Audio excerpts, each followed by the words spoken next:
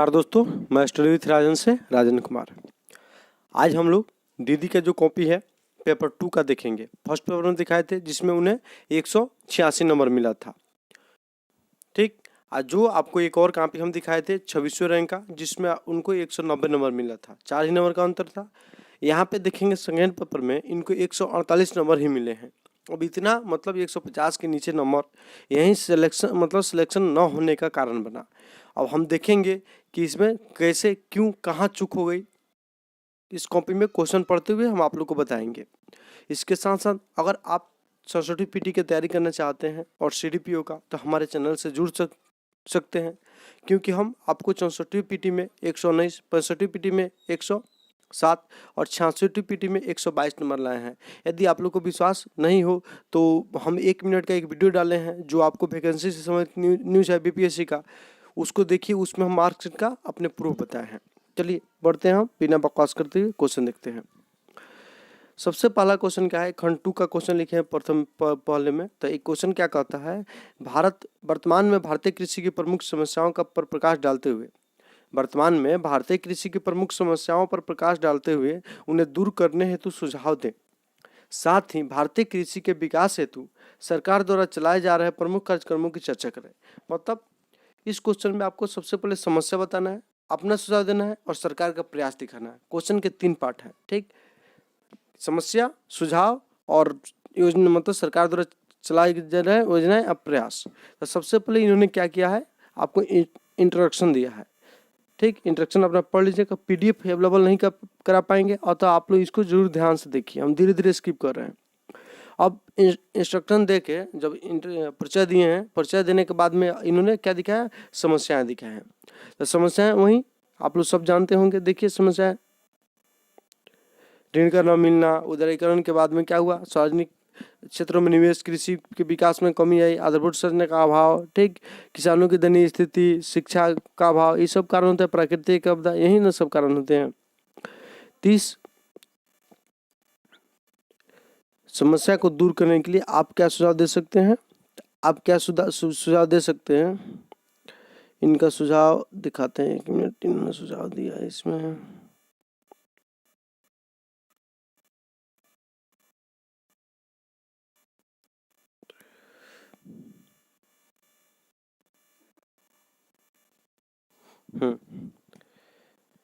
इन्होंने समस्या दिखा दिया, उसका यहाँ पे सुझाव दिए हैं। ठीक, सुझाव को हम देखते हैं। देखिए, उत्पादन का उचित मूल्य मिले, मेगा फूड पार्क का स्थापना किया जाए, यहाँ पे आप लोग बता दिए।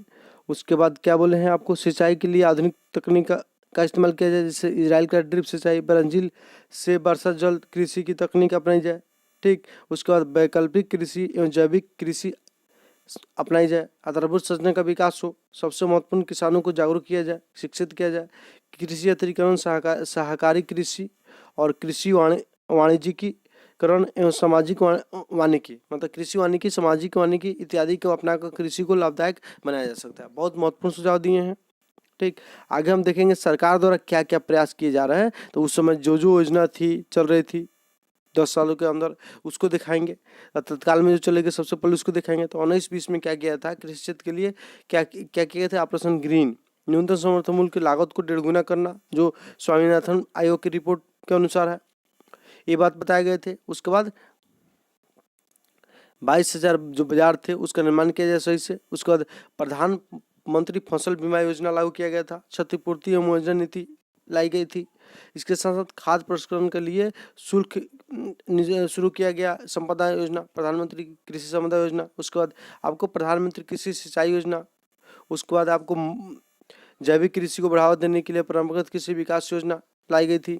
नीप लेपित यूरिया को बढ़ावा दिया जा रहा था उस समय। किसानों को कृषि संबंधी जानकारी देने के लिए किसान टीवी चैनल और किसान मोबाइल ऐप्स बनाए जा रहे थे। ठीक, कृषि मंत्री मोबाइल ऐप्स, किसान चैनल इत्यादि की शुरुआत। कृषि विपणन को बढ़ावा देने के लिए ई नाम की शुरुआत हुई थी, जिसमें 585 मंडियों को जोड़ा जाना। बिहार में कृषि के उन्नयन के लिए कृषि रोड मैप 3 लाया गया था, जिसके द्वारा जैविक कृषि सब्सिडी, मृदा स्वास्थ्य कार्ड आदि का विकास किया जा रहा, मतलब बढ़ावा दिया जा रहा था। इस प्रकार कृषि में जो भी चुनौती थी उसको दूर करने का सरकार द्वारा प्रयास किया जा रहा था और कृषि सेक्टर को विकास करके आपको 2022 तक किसानों की आय दोगुनी करने की लक्ष्य निर्धारित की गई थी।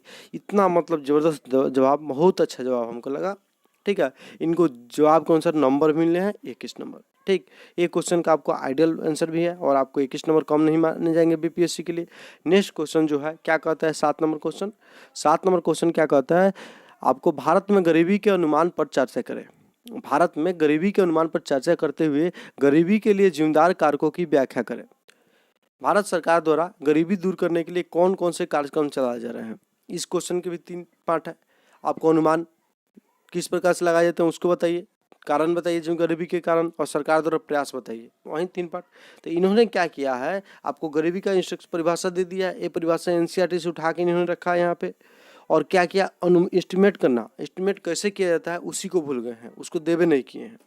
ठीक, अनुमान वाला बात लिखवे नहीं किए हैं। यहाँ पे नंबर तो कट जाएगा, एक पार्ट ही सीधे गायब कर दिए। अब देखिए आगे, भारत के गरीबी के कई कारण हैं, जिसमें सबसे पहला कारण जनसंख्या वृद्धि बताया है इन्होंने। उसके बाद आपको रोजगार की कमी भी बताई गई है। उसके बाद आगे बढ़ते हैं, कृषि पर निर्भरता, जिससे परसेंट बेरोजगारी बढ़ती है, जिससे किसानों की आय में कमी आती है, कृषि अलाभकारी होते जा रही है। उसके बाद धीमी प्रगति मतलब विकास दर भी बताए जा रहे हैं गरीबी के कारण। एवं साथ साथ बीमार है उस पर होने वाले खर्च भी गरीबी का मतलब बीमारी जो होती है, आपदा जो आती है बीमारी नामक, उससे भी गरीबी में बढ़ोतरी होती है, उसकी भी बताए गए हैं। ठीक, इसके बाद आगे आते हैं हम, प्राकृतिक आपदा भी कहीं गरीबी के लिए जिम्मेदार है, ये भी बताए गए हैं। रोजगार परक शिक्षा का अभाव, ये भी बताए गए हैं। कौशल विकास का अभाव, प्रशासनिक कारण, भ्रष्टाचार, राजनीतिक इच्छा शक्ति का अभाव, ये सब बताए गए हैं गरीबी के कारणों में। उसके बाद सरकार द्वारा जो प्रयास किए जा रहे हैं उसको विभिन्न कार्यक्रमों के द्वारा दिखाया गया इसमें, जैसे आयुष्मान भारत लाए गए थे उस समय, उसको चर्चा किए हैं।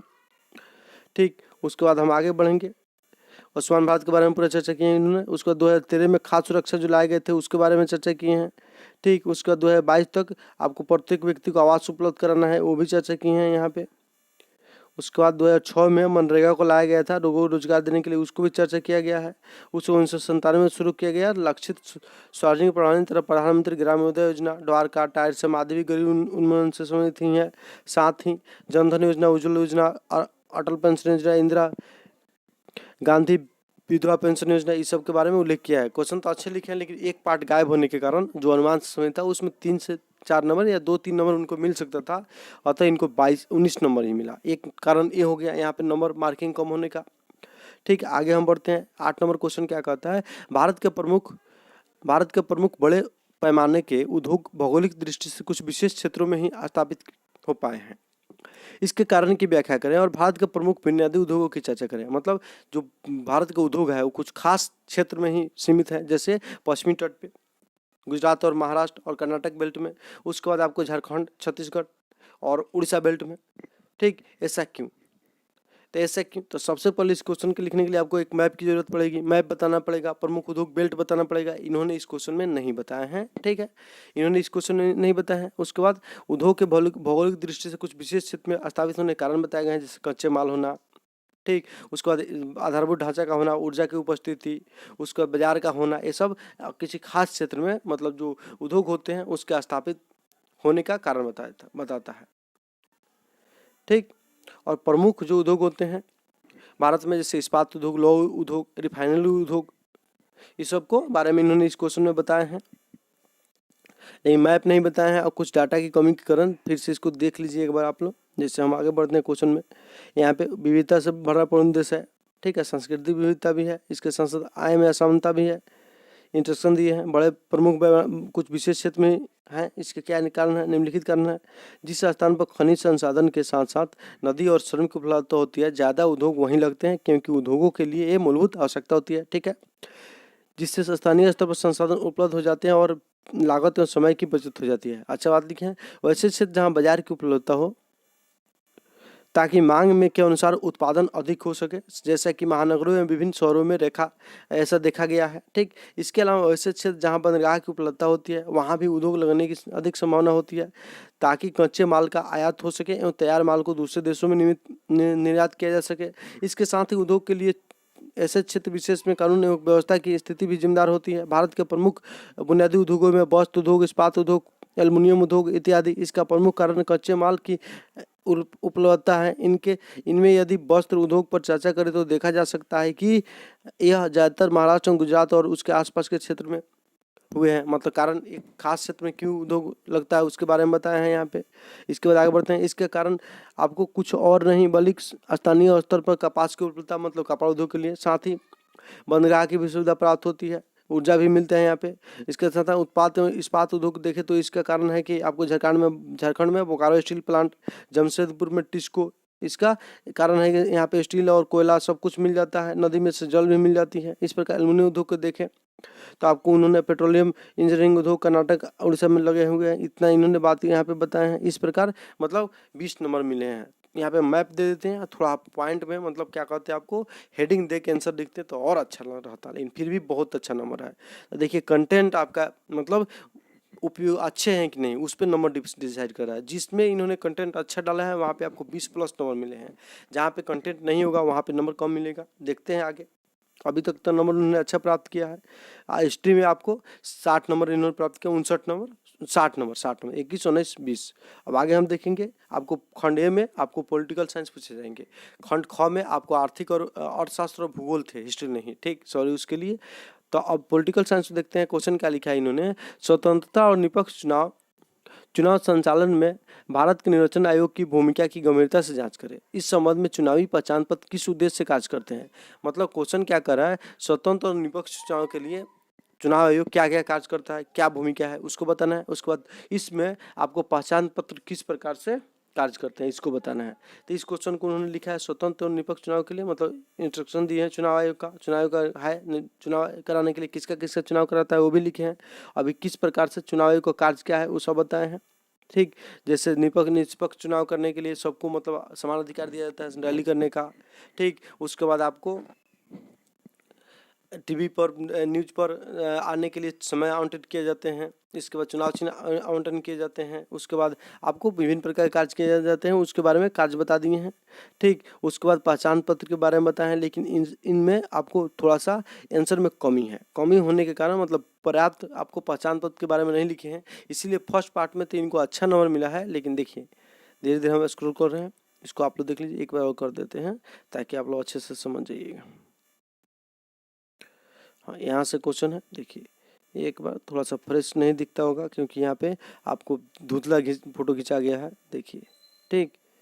स्क्रॉल धीरे धीरे कर रहे हैं, आप लोग रोक के अपना देख लीजिएगा। देखिए चुनाव आयोग के कार्य दिखाए गए हैं, आप लोग कार्य जानते ही होंगे। चुनाव आयोग के पहचान पत्र के बारे में लिखे गए हैं थोड़ा बहुत।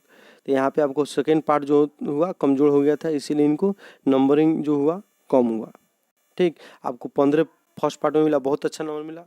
सेकेंड पार्ट में 3 ही नंबर मिले हैं, 18 नंबर। हिस्ट्री में इनको कम मिला क्योंकि आपको एक पार्ट तो बहुत अच्छे लिखे हैं, लेकिन सेकेंड पार्ट इन्होंने कमजोर कर दिया। नेक्स्ट क्वेश्चन क्या कहता है, नेक्स्ट क्वेश्चन कहता है आपको, नेक्स्ट क्वेश्चन है हाल ही के दिनों में भारतीय पार्टी की राजनीति पर बढ़ते क्षेत्रीय राजनीतिक दलों के प्रभाव क्या है। मतलब भारतीय राजनीति में आपको क्षेत्रीय दल के जो प्रभाव बढ़ रहे हैं आपको बताना है। तो प्रभाव सकारात्मक नकारात्मक हो जाते हैं, ठीक है। इंट्रोडक्शन क्या होना चाहिए कि भारत क्या है। भारत एक लोकतांत्रिक देश है जहाँ बहुदलीय शासन व्यवस्था को अपनाया गया है तथा अनुच्छेद 19 के अनुसार भारत को क्या किया गया है, भारत को अब अनुच्छेद 19 के अनुसार सबको अपना दल बनाने का अधिकार हुआ है। और भारत में संसदीय व्यवस्था भी है, इसीलिए क्या किया जाता है, भारत में बहुत सारे पार्टियों का गठन कर दिया जाता है। पार्टियां जो होती है आपको क्षेत्रीय आधार पे कार्य करने लगती है। इसका सकारात्मक और नकारात्मक प्रभाव दिखा दीजिएगा। इन्होंने इसको पॉइंट वाइज दिखाया है थोड़ा, ठीक। पॉइंट वाइज देख लीजिए धीरे धीरे, सकारात्मक नकारात्मक प्रभाव इसको दिखाए हैं, ठीक। लेकिन पर्याप्त मतलब उचित आपको थोड़ा सा आंसर में कमी है, इसीलिए इनको आंसर नंबर कम मिला। फिर भी नंबर बहुत अच्छा मिले हैं, ठीक। आंसर में कमी यही है कि डायग्राम दिखाते थे, इससे सकारात्मक नकारात्मक, ठीक है, और सकारात्मक पहलू को नकारात्मक पहलू को दिखाते हुए, ठीक। यहाँ पे आज लिखते तो फिर बहुत अच्छा नंबर मिलता है। इनको फिर भी 22 नंबर कम नहीं माना जाएगा। आगे हम बढ़ते हैं। आगे क्वेश्चन क्या कहता है, क्वेश्चन है केंद्र प्रायोजित योजनाओं केंद्र और राज्यों के बीच हमेशा विवाद का मुद्दा रहा है। प्रासंगिक उदाहरण देते हुए चर्चा कीजिए। मतलब केंद्र और राज्य के बीच विवाद के बारे में लिखना है। ठीक। उसके बाद उसका आप वर्तमान उदाहरण देना है, तो इनको विवाद के बारे में बताए हैं और तुरंत क्या किए हैं, आपको उदाहरण दिए हैं आयुष्मान योजना का, उसके बाद उज्ज्वला योजना का। आयुष्मान योजना में जो विवाद था उसमें उसको बताए हैं, जीएसटी के बारे में बताए हैं, 15 वित्त आयोग के बारे में बताए हैं, ठीक। उसके बाद उज्ज्वला योजना के बारे में बताए हैं होंगे। ये सब विवाद के विषय थे। 19 नंबर थोड़ा सा डाटा इसमें इन्हीं कमी है। केंद्र राज्य विवाद, केंद्र राज्य के संबंध को भी थोड़ा सा बता देते हैं आपको, जो अनुच्छेद वाइज, उसके बाद विवाद बताते तो बहुत अच्छा नंबर मिलते हैं इनको, 22 नंबर तक मिल जाता। खंड 3 में देखते हैं, खंड 3 इनका सबसे खराब गया है, जिसमें 15 और 16 नंबर मिले हैं। अब ऐसा क्यों, ठीक, ऐसा क्यों, इसको देखते हैं। तो खंड ख 3 में जो आंसर क्वेश्चन है, प्रथम क्वेश्चन इन्होंने लिखा है कि नाभिकीय ऊर्जा के क्षेत्र में प्रगति हमारे देश के विकास में किस प्रकार से सहायक है। विस्तार से समय, मतलब नाभिकीय ऊर्जा का प्रगति किया जाएगा तो हमारे देश में विकास किस तरह से होगा, समझाइए। और नाभिकीय ऊर्जा किस प्रकार से देश की कुल ऊर्जा के उत्पादन के क्षेत्र में सहायक है, ये भी चर्चा करना है। और नाभिकीय ऊर्जा का सकारात्मक और नकारात्मक पक्ष को दिखाना है। इन्होंने सकारात्मक और नकारात्मक पक्ष को कमजोर कर दिया है, बाकी पक्ष अच्छे हैं लेकिन नंबर इसमें उनको मिला नहीं है, ठीक। आप लोग इसको पढ़ लीजिएगा, धीरे धीरे स्क्रॉल कर देते हैं।